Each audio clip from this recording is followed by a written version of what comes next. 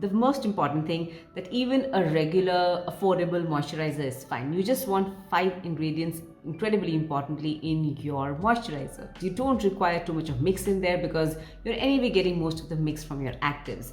However, if you're not using a lot of actives and you want a very simple care, skincare, then go in with a moisturizer that's going to have niacinamide, hyaluronic acid, and maybe even alpha-butane and some other vitamins and emollients. For me, I use a lot of actives, so I don't necessarily want a very performing moisturizer, but I definitely look for something that's going to be very hydrating and moisturizing because I have very, very dry, sensitive skin. Plus, I keep having a lot of barrier issues because I tend to test so many products. My current favorite that I'm crushing on is the Innisfree Ginger Honey Cream. I've used it extensively during winters. It's just beautifully hydrating and moisturizing. But this video is not about the product, it's about how do you really moisturize your face. So you need about this much because you're going to be using moisturizer on your face, you're going to be using it on your neck, and you're going to be using in your chest area, right? It's silly to just massage your face because your skin will tend to sag even from here as well. This muscle is going to get loose as well. And it's also important to remember that moisturizing, okay, I don't agree with the IG way or the Instagram way of applying moisturizer where you're just dabbing it onto your skin. I think moisturizing your skin is like a regimen to follow, especially when you look at the ancient Indian skincare method where massaging was a very important part of your skin. And the reason why massaging is so important is because it helps to move the lymph.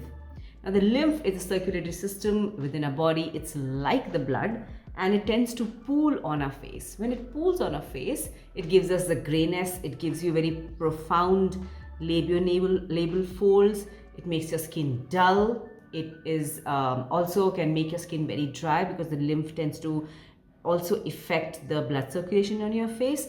And most importantly, massage also helps to jog up your muscles because it helps improve the blood flow.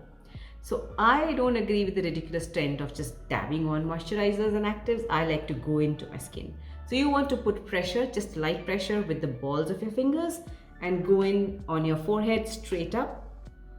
Look at this chart and just follow the muscles. The muscles on the forehead go straight up. The muscles over here come like this. So you want to use a little bit of pressure because you're not only jogging up your muscles, but you're also pushing away the lymph. You want to particularly work at the nasal labial fold and push this lymph up. Then you want to go in around your mouth. And then you want to lift your face from here. And you want to use a fair amount of pressure here because this muscle takes the whole weight. So you want to do that. All of this area requires for you to moisturize and hydrate every single day. And you want to go in here as well behind the ears and massage this muscle as well, because when this muscle starts sagging is when we start losing the prominence of our jawbone because it tends to get loose and the skin can start falling over here. So you definitely want to massage it here as well and then go in behind the neck and give it hydration there.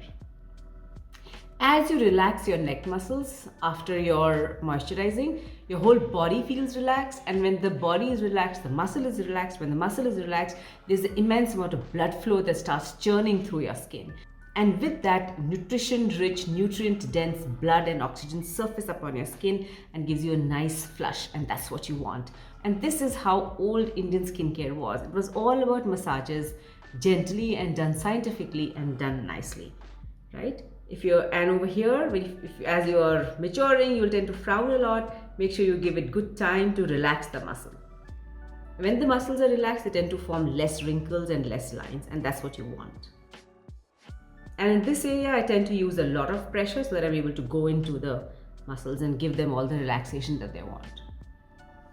You can use the same moisturizer in your eye area also, if it doesn't irritate you, but as a massage, it's definitely good thing to do to hydrate the area. And then after you're applying this, you could go in with your eye cream if you want.